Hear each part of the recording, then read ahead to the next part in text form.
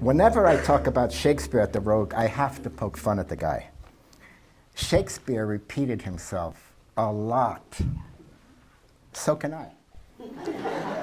Throughout his career, when something worked for him on stage, he replayed the thing again and again for as long as it pleased his audiences, which is to say, for more than 400 years.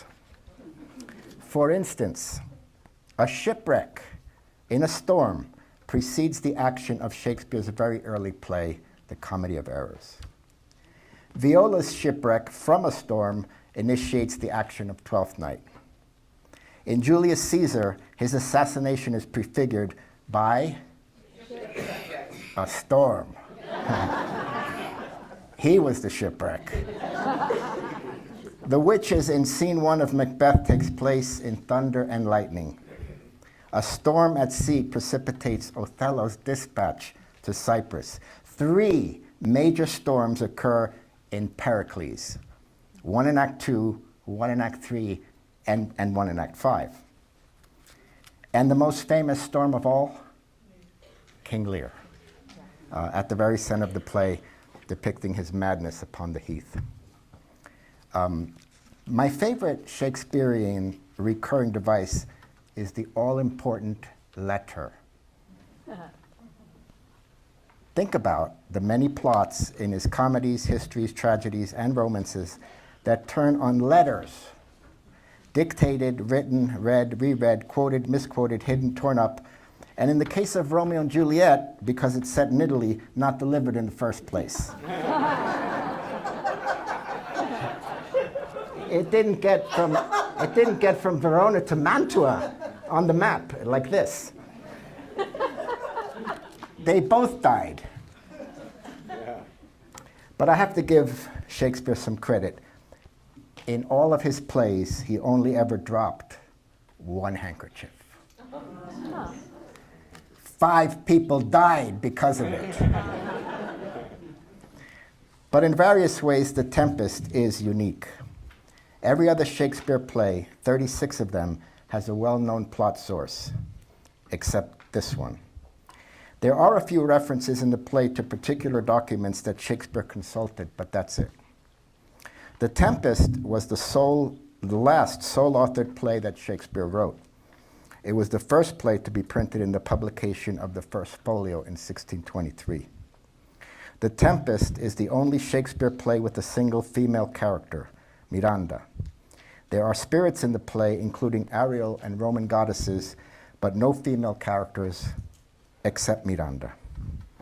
The Tempest, second only to The Comedy of Errors in its brevity, has more music in it than any other Shakespeare play. And The Tempest is the one play many critics insist is autobiographical. Shakespeare as Prospero singing his swan song to the theater.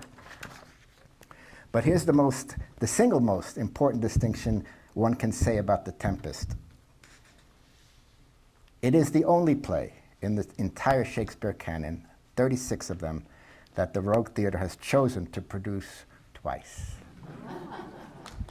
Now that's saying something.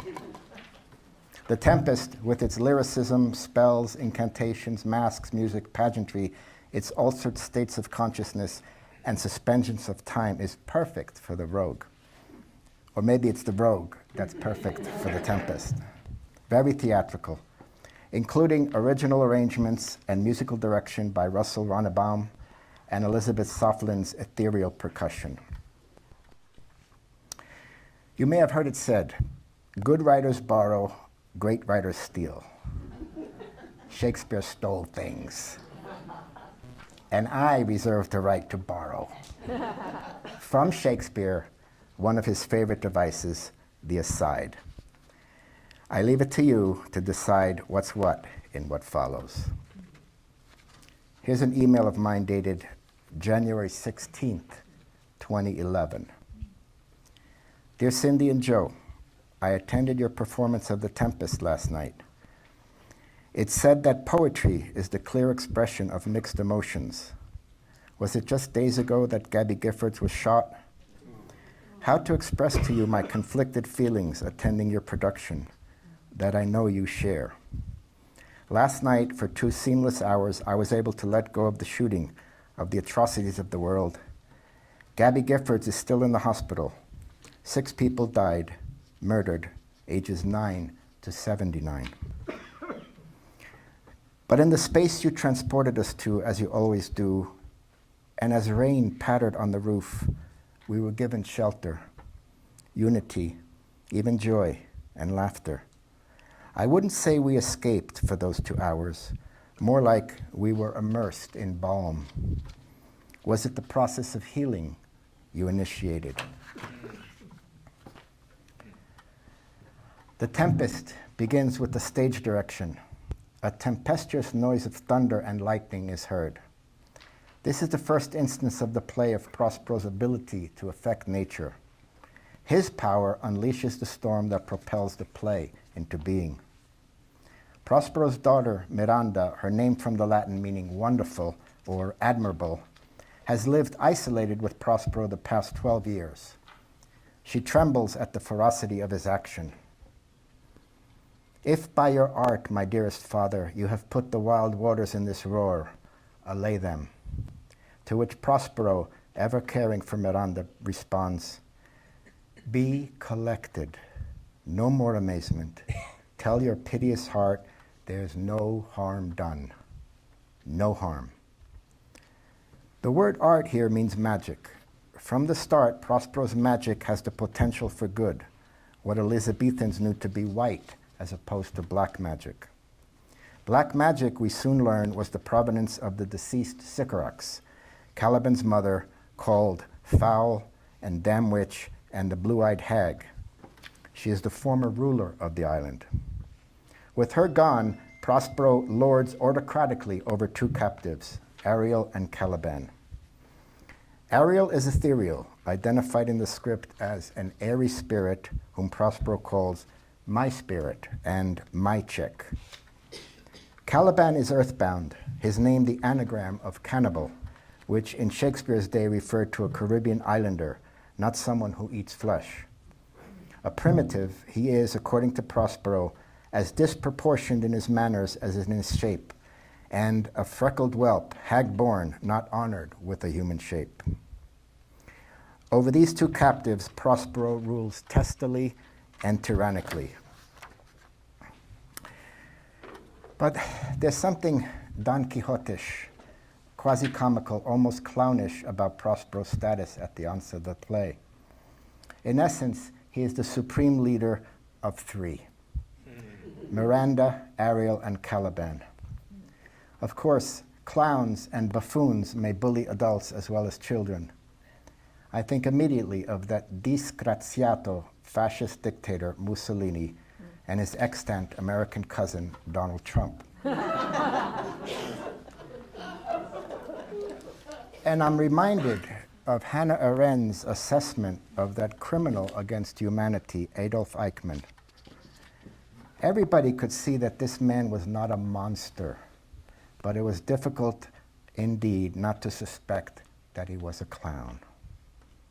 Be they monsters or clowns, tyrants unchecked precipitate catastrophes according to their dastardly dispositions. Easter Sunday, April 5th, 2026. Open the fucking straight, you crazy bastards.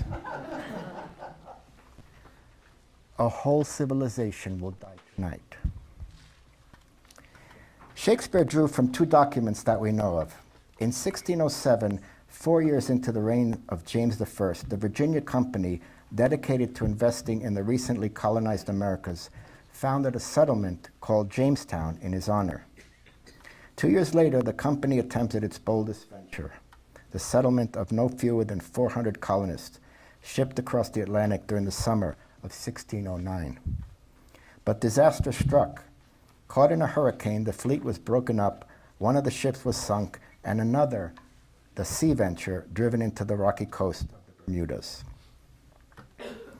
In 1610, William Strachey, one of the survivors, published his true repertory of the wreck, which Shakespeare likely read before writing his Tempest. And the essay mentioned a moment ago by James, Jerry James, A Shipwreck in the Bermudas, details the accounts of that and other ventures in full. And equally significant, in 1503, John Florio translated into English Michel de Montaigne's essays.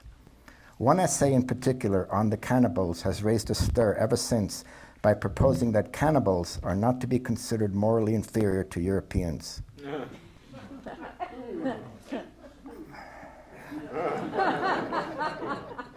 On the contrary, argued Montaigne, they might well be the superiors. One passage in particular, Shakespeare copied very nearly verbatim from Montaigne's essay on the cannibals. Gonzalo, Prospero's confidant of old, is newly arrived on the island with others from the shipwreck. Sebastian, the younger brother of King Alonso, and Antonio, Prospero's younger brother. Gonzalo is imagining his ideal kingdom. In the Commonwealth, I would by contraries execute all things. For no kind of traffic would I admit, no name of magistrate. Letters should not be known, riches, poverty, and use of service, none.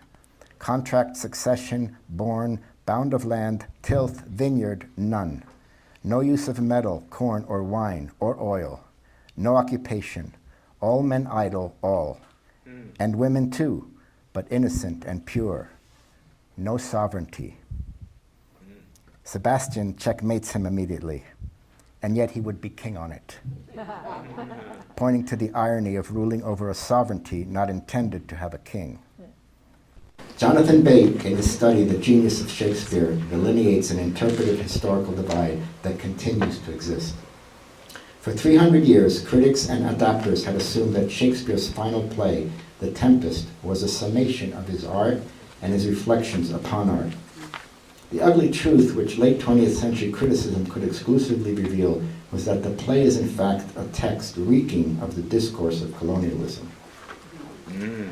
In Shakespeare, after all, scholar Marjorie Garber elaborates. Shakespeare's powerful late romance, The Tempest, has been addressed by modern critics from two important perspectives: as a fable of art and creation, and as a colonialist allegory. The reading very much depends on one's conception of European man's place in the universe, and on whether a figure like Prospero stands for all mankind or for one side of a conflict. In The Tempest, Shakespeare created a protagonist who embodies these contraries. We have at once an island subjugator, Prospero, an island liberator, Prospero, a retrograde despot, a loving though controlling father, a magician who struggles at times to distinguish black from white magic. In performance, these overarching critical perspectives coalesce. The Tempest as a testament to art's transformative power and as a depiction of imperialist subjugation. Here to present a scene from the first act of the play are Joe McGrath, Bryn Booth, and Christopher Johnson. Awake, dear heart, awake. Thou hast slept well. Awake. The strangeness of your story put heaviness in me. Shake it off. Come on, we'll visit Caliban, my slave, who never yields us kind answer. 'Tis a villain, sir, I do not love to look on.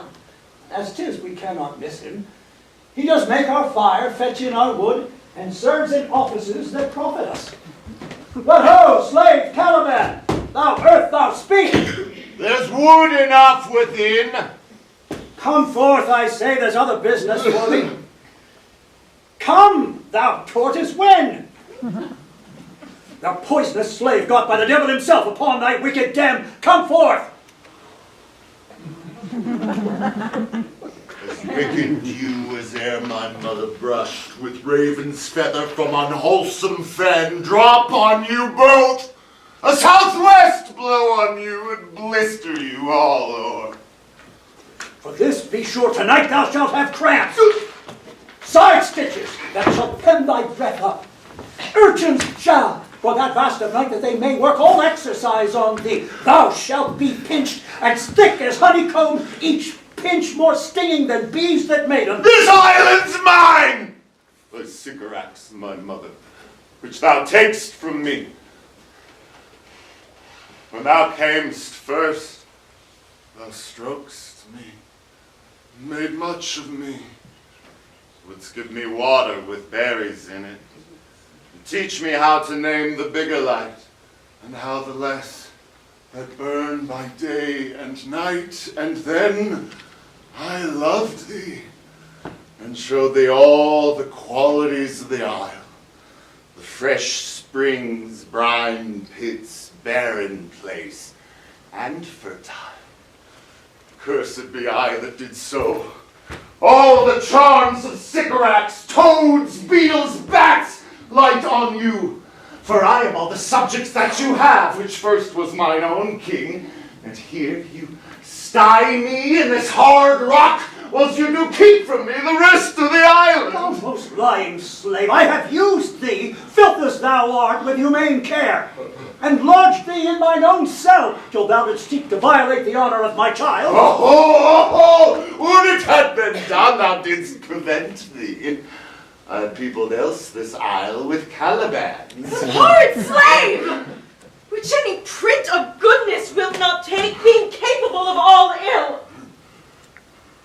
I pitied thee, took pains to make thee speak, taught thee each hour one thing or other.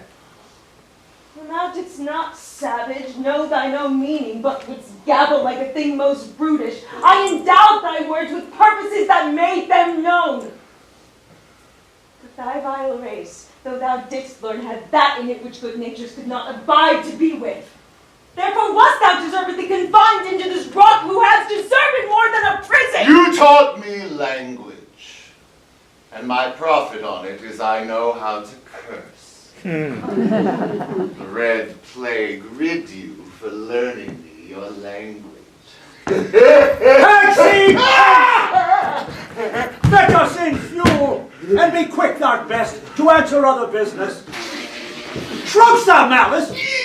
I'll rack thee with old cramps, fill all thy bones with aches, make thee roar, that beasts shall tremble at thy din. No! I pray thee.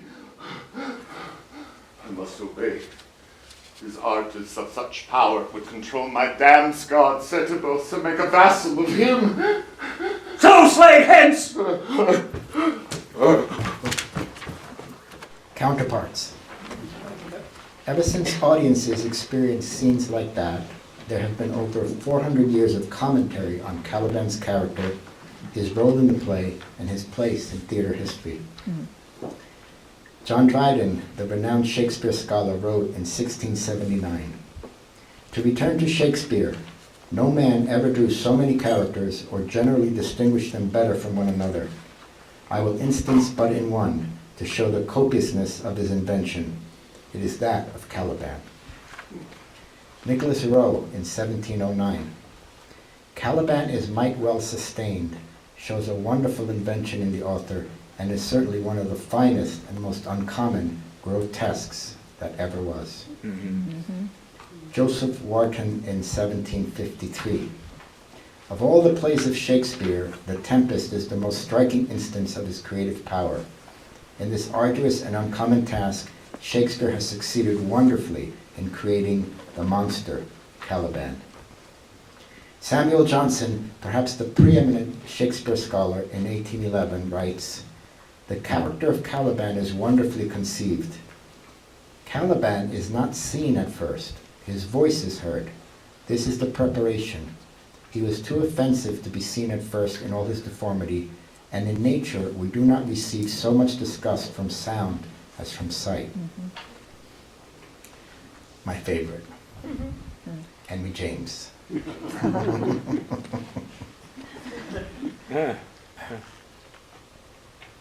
Don't hold your breath. "The creation of Caliban, one can speak in these matters, but from the impression determined by one's own inevitable standpoint. Again and again, at any rate, such a masterpiece put before me the very act of momentous conjunction taking place for the poet at a given hour between his charged inspiration and his clarified experience. Or, as I should perhaps better express it, between his human curiosity and his aesthetic passion. Then, if he happens to have been, all his career, with his equipment for it, More or less the victim and the slave of the former, he yields by way of the change to the embrace of allowing the latter for a magnificent moment to gain the upper hand. You almost have to be an English major to find this funny. But I do. I love Henry James in measured proportion. And I did hear the word slave in there somewhere, but it wasn't until about 100 years ago that audiences, readers, scholars, and critics said, wait a minute, this is a slave we're talking about. One who has been bound, abused, maligned, traumatized, and paraded nakedly around the world for 300 years. At which point, beginning in the 1920s, variations, adaptations, appropriations, and other re-envisionings proliferated in ways that retrofitted Caliban and the Tempest in post-colonial terms. Modernist poets especially had a field day. T.S. Eliot and W.H. Auden treated the Tempest as a meditation on art, illusion, and morality, though they take the play in very different directions. At stake in each of their works is the purpose and the value of art in an age of anxiety. T.S. Eliot's The Wasteland depicts transformation through death and the haunting persistence of the past. The section titled Death by Water quotes the Tempest explicitly, including Ariel's song about a drowned king. Those are pearls that were his eyes. The sea is a site of dissolution and of a strange rebirth. Art is a redemptive force with mythic resonance. W.H. Auden's The Sea and the Mirror, a commentary on Shakespeare's The Tempest, is a long hybrid poem including verse, prose, and dramatic monologue, structured as a postscript to the play, each section spoken by a different character from The Tempest. We are confronted with visions of what happens after the play ends. Auden's Tempest explores art as illusory, having the potential for manipulation and control. Auden and Eliot both write piercing interpretations of Shakespeare viewed in the 20th century. In 1932, Aldous Huxley published his dystopian novel, Brave New World, a title derived from a speech by Miranda, late in the play when she first sees other humans on the island. Oh, wonder, how many goodly creatures are there here? How beauteous mankind is. Oh, brave new world that has such people in it. Huxley's Brave New World imagines a technologically engineered state where emotional attachments are discouraged, consumption is compulsory, non-stop entertainment dulls the senses, and medications make everyone happy. There's more. Conformity rules. Intellectual or independent thought is discouraged, and societal norms suppress all depth of feeling. One character, John the Savage, surely Cannibal's analog, is confined to a reservation and prohibited from reading William Shakespeare. When I was in graduate school, we all read, in English translation, Aimé Césaire's Un Tempête. Césaire, a Caribbean playwright, provided us with the quintessential post-colonial re-envisioning of the Tempest. In Césaire's version, the script specifies that Prospero is a white master, Caliban a black slave, and Ariel a mulatto. And you might say, that sounds a lot like Shakespeare. And that's the point. What ensues, though, directly delineates issues of race, decolonization, and anti-imperialism. And because there is a specific reference in the play to Arthur Miller's Death of a Salesman, I have to mention it. In Césaire's play, Caliban tells Prospero, when you squeeze the juice from the orange, you toss the rind away. And we can recall in Salesman when Willy Loman exclaims, you can't eat the orange and throw the peel away. A man is not a piece of fruit. In either case, the measure of an individual's worth in the machination of a dominant society is the crux of the matter. And as you can imagine, Césaire's version ends quite differently than Shakespeare's. Jonathan Bate concludes, cynically, that in the 20th century, the task of literary theory became to assuage the guilt of empire by making the author of A Tempest the scapegoat. I consider myself an equal opportunity art critic. So I'll say very briefly what others have said about The Tempest being autobiographical. They consistently quote a passage in particular. In Act 4, after conjuring, quote, certain leapers properly habited who join the nymphs in a graceful dance, this is the masquerade that Prospero has created, they heavily vanish. And Prospero says, our revels now are ended.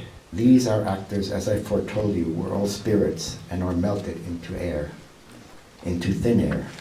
And like the baseless fabric of this vision, the cloud-capped towers, the gorgeous palaces, the solemn temples, the great globe itself, yea, all which it inherit, shall dissolve, and like this insubstantial pageant faded, leave not a rack behind. We are such stuff as dreams are made on. In The Tempest's epilogue, Prospero looks back on his art and says, let your indulgence set me free. Yes, Shakespeare retired to Stratford shortly after writing the play. Yes, Prospero takes a bow at the end of it. But this closing gesture occurs in other plays. And while The Tempest treats the relation of art to life and theater as this world stage, so does Hamlet, A Midsummer Night's Dream, Twelfth Night, As You Like It, and to some extent, Macbeth and King Lear. To build an argument that posits Prospero as a stand-in for Shakespeare at large is to lessen the character, the play, and the playwright. I guess you can tell that I've learned how to find intentional fallacies. Here's an intentional fallacy the whole world found. March 2, 2026, Secretary of State Marco Rubio. The imminent threat was that we knew that if Iran was attacked, and we believed they would be attacked, that we would immediately come after us, and we were not going to sit there and absorb a blow.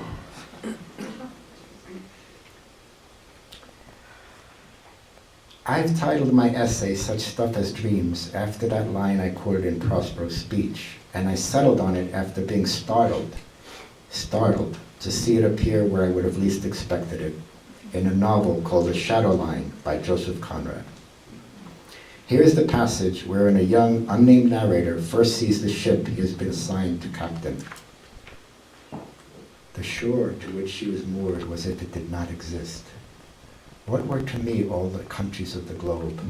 In all the parts of the world washed by navigable waters, our relation to each other would be the same, and more intimate than there are words to express.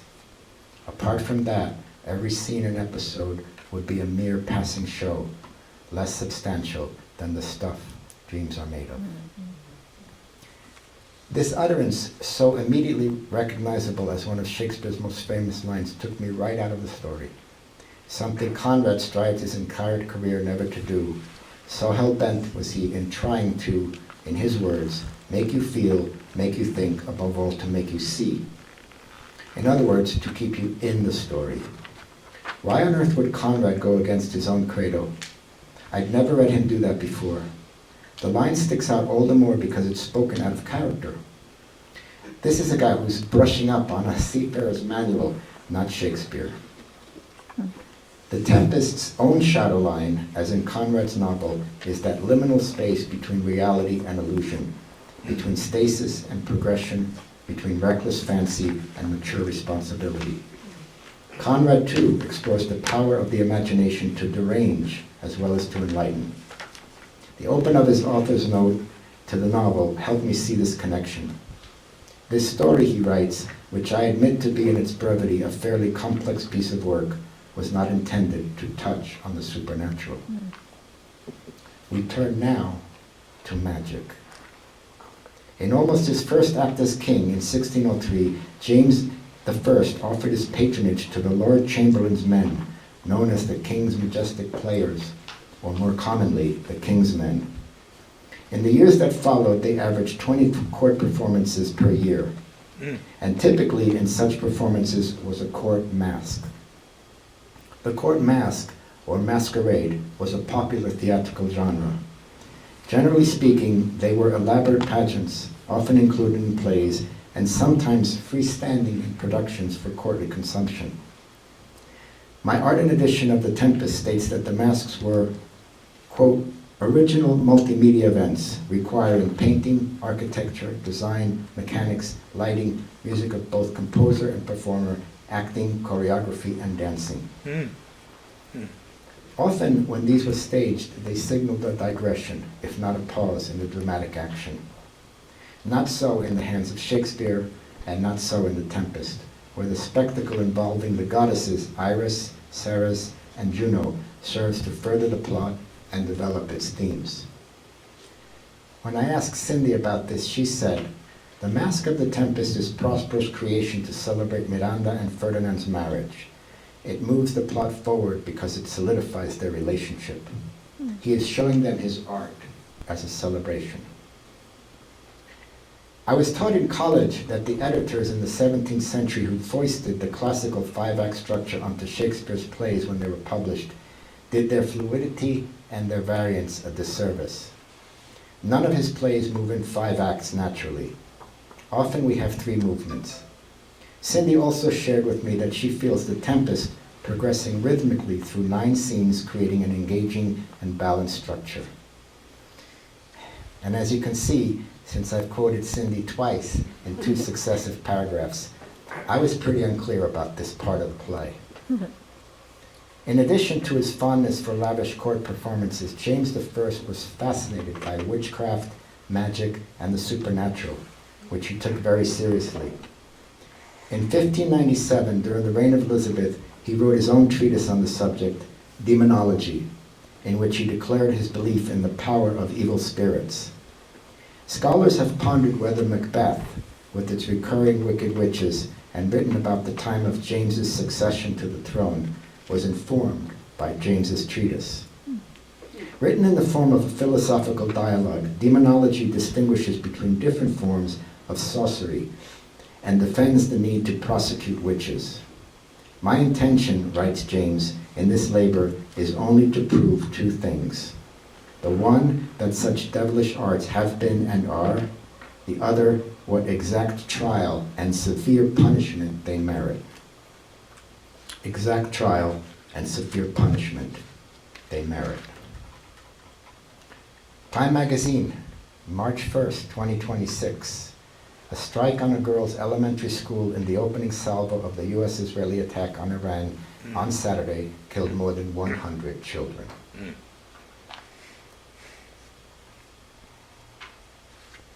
March 4th, 2026. Secretary of War, Pig Headset. Death and destruction from the sky. We are punching them while they're down. James ascended to the throne in 1603 after Elizabeth's long and relatively stable reign. Times were changing politically, socially, and theatrically. The difference between Elizabethan and Jacobean drama, writes Leslie Denton Downer and Alan Writing, quote, lay in the kinds of plays they were popular. Elizabethan theater was in the main optimistic, with even history plays suggesting that a better future lay ahead. Shakespearean's Elizabethan comedies were typically light-hearted. In contrast, the Jacobean theater was much more somber, moralizing, and introspective. This mood may have influenced Shakespeare's late comedies, sometimes referred to as his problem plays, which are far darker than those of the 1590s. And to this we should add that Shakespeare's 4 great tragedies, Macbeth, Hamlet, Othello, and Lear, were all written during James's reign. The masks were often seen as moralizing. Some regarded them as mirror scenes for the plays they illuminated. Ben Jonson, who famously wrote that Shakespeare was not of an age, but for all time, believed that masks could lay hold of more removed mysteries. His contemporary, however, Francis Bacon, claimed, these things are but toys. Before turning to watch another scene in the play, we have to address Christopher Marlowe.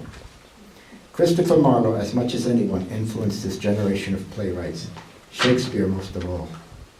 Marlowe died in 1593 at the age of 29. He'd been officially charged with atheism and heresy and was reputedly killed in a bar brawl. In his short lifetime, he produced towering plays, The Jews of Malta and Tamburlaine the Great among them. This was at a time when Shakespeare was working on his early comedies and exploring the genres of tragedies and histories, with works such as Titus Andronicus and Richard III. Jonathan Bate devotes an entire chapter in his book, The Genius of Shakespeare, to what he describes as Shakespeare's decades-long attempt to equal, if not better, Marlowe's Dr. Faustus, in a chapter he calls The Ghost of Marlowe. In Marlowe's Dr. Faustus, the title character sells his soul to the devil in exchange for boundless knowledge. Bates sees thematic, stylistic, and structural parallels to the Tempest. Toward the end of Dr. Faustus, we get the following. As the clock strikes 12, oh, it strikes, now body turn to air, or Lucifer will bear thee quick to hell. Thunder and lightning is heard. O soul, be changed into little water drops, and fall into the ocean, ne'er to be found. Enter the devils. My God, look not so fierce on me, adders and serpents, let me breathe a while. Ugly hell, gape not, come not Lucifer, I'll burn my books. For much of the Tempest, by comparison, Prospero clings to the supernatural power of his book, his staff and his mantle. He must decide whether to maintain his magical dominion or relinquish it for a greater good. Here again is Joe McGrath as Prospero in this later scene from The Tempest.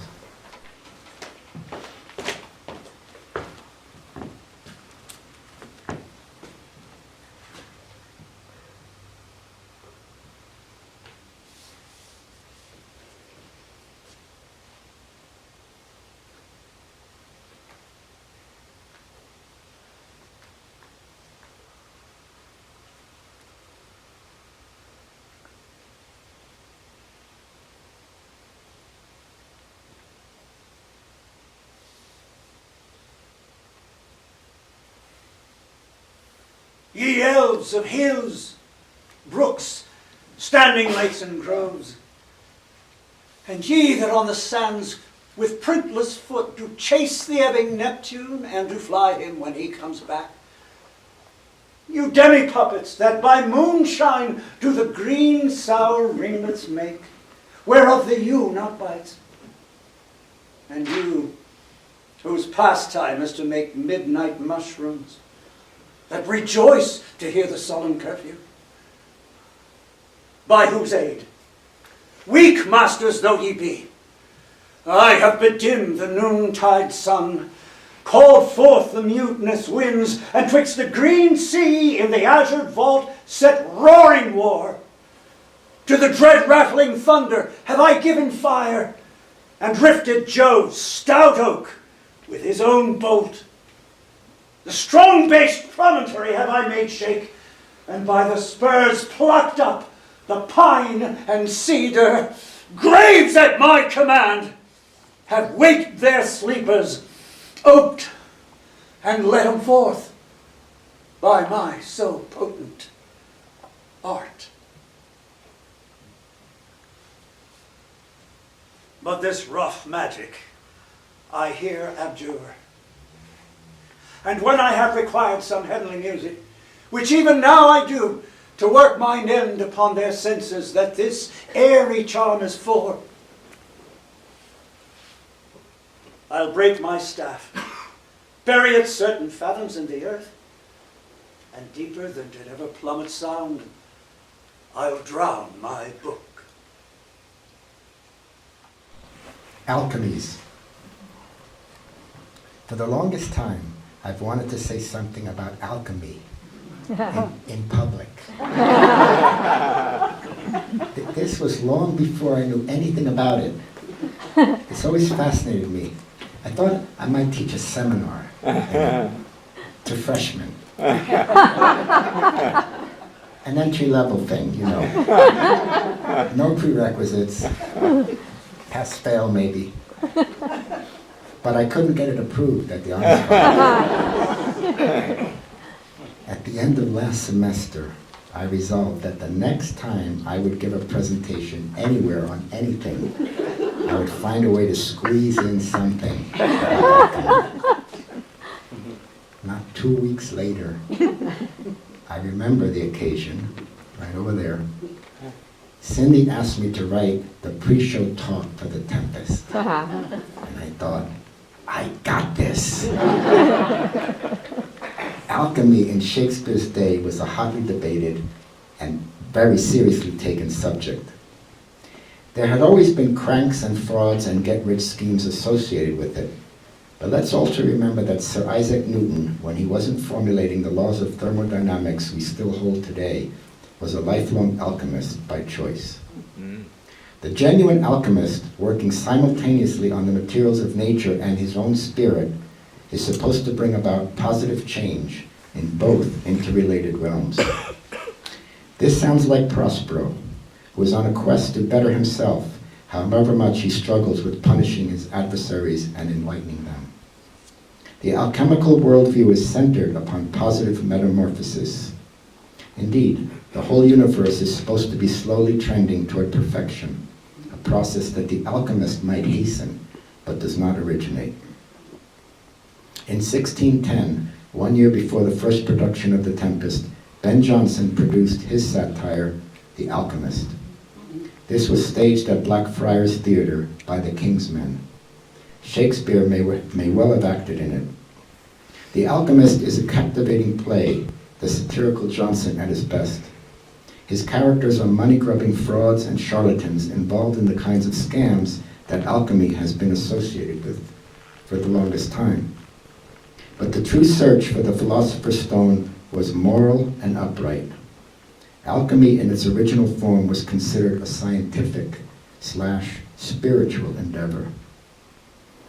A side note, the reason alchemical experimentation was illegal in England stemmed from the government's fear that if someone actually managed to produce precious metals from lead, the resulting disruption in the value of the government-issued coinage would produce economic chaos.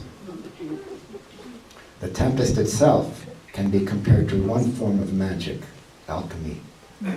The title of the play is actually the alchemical term for the boiling of the alembic to remove impurities and transform the base metal into purest gold.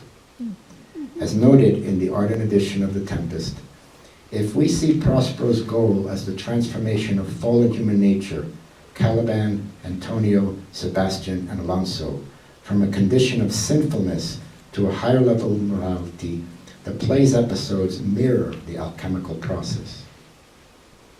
More dramatically, in my view, Prospero's desire to correct himself, to do the right thing personally, is at the core of the play. Variously described as a sorcerer, a conjurer, a magician, his insistence on the relation of art and magic places him squarely in the service of someone attempting to better himself and the world around him in an alchemical process. Along comes Carl Jung in the 20th century. So taken was Jung by his fascination with the psychological underpinnings of alchemy that he wrote one of his 12 published books on the subject, aptly titled Psychology and Alchemy. Here's the rub. While writing this book, Jung developed his famous theory of the collective unconscious. The theory can be stated as a psychological law. Whenever a phenomenon is found to be characteristic of all human communities, it is an expression of an archetype of the collective unconscious. In Jungian terms, thunder evokes the portentous rumblings of the psyche, a clap that brings us to attention from dormant awareness. The storm at the onset of the tempest is the alchemical prima materia, its first matter. Psychologically, this stage corresponds to Jung's dark confrontation with disorder. Metaphorically, and Jung insisted on the primacy of psychological analogy, the island serves as the alchemist's laboratory. Inside this contained space, elements undergo transformation. Ariel and Caliban are alchemical opposites. Indeed, Prospero is forever fending the one off the other. The transformation of these opposites into harmony is the central to their union, which fuses with Jung's idea of integrating one's shadow with the conscious identity. What is Prospero's shadow? What is that element in himself he keeps at bay for fear of it overtaking his soul? You decide. The marriage of Ferdinand and Miranda resembles the alchemical process as well. Prospero the alchemist orchestrates their union while undergoing his own spiritual transformation. This moment in his character arc represents the completion of a psychological journey that Carl Jung later termed individuation. If Prospero intends to drown his book, as we have seen him say, he has achieved, internalized their knowledge, and no longer needs them, the books, as instruments of magic. From the storm's chaos crafted by Prospero, to his confrontation with his shadow, to the purification of his soul that he strives for, his character arc mirrors the alchemical journey from base matter to, in this case, theatrical gold. According to Jung, everyone has a shadow lurking. Some people are well acquainted with their shadows. Many, like Prospero, are learning about theirs along the way. Our shadows often come out at night when we can't sleep or in our dreams. My own shadow is punctual. 3:10 a.m. every middle of the night. Crusty and idiosyncratic as he is, we empathize with Prospero. As a loving father, he must protect and provide his daughter while escorting her into a violent world. And he must contend with the ravages of time, a theme we find throughout Shakespeare's many sonnets and many plays. In the course of The Tempest, he learns what Willy Loman in Death of a Salesman fails to. Life is a casting off. It's always that way. April 12th, 2026. Any Iranian who fires at us or at peaceful vessels will be blown to hell.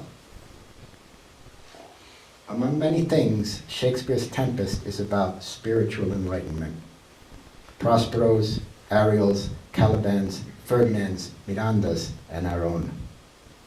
One insight we may gain from the play is what by now we should all know, that enslavement diminishes the enslaver. Domination enslaves the dominator. One would think if any dominion had learned its lesson, the hegemony would have been the United States of America. How could we be so deranged or blind or worse? In any case, monstrous. The other night, it began raining as I was going over my notes. A pitter-patter on the roof, what the Navajos call female rain. And I came across an email of Cindy's, dated January 2, 2011. Dear friends, Happy New Year. Hope everyone's year is starting out beautifully. The Tempest opens in 4 days. Oh my, oh my. Much love, Cindy. Ultimately, The Tempest leaves us with many questions, as great plays do. What's to become of Prospero? Has he made a kind of counter-Faustian bargain by relinquishing his books? What of Ariel and Caliban? What brave new world awaits Miranda? Why are the powerful women who are referenced in the play, Sycorax, Claribel, Setebus, not seen on stage? And perhaps the overriding question, what future does The Tempest foresee? Our dreams and the collective unconscious provide hope that we can ultimately appreciate our sameness. But such stuff as dreams are hard to live by. Like Conrad's narrator, I often feel that the shore to which we were moored was as if it did not exist. We have to collect ourselves. There is harm being done. Much, much harm.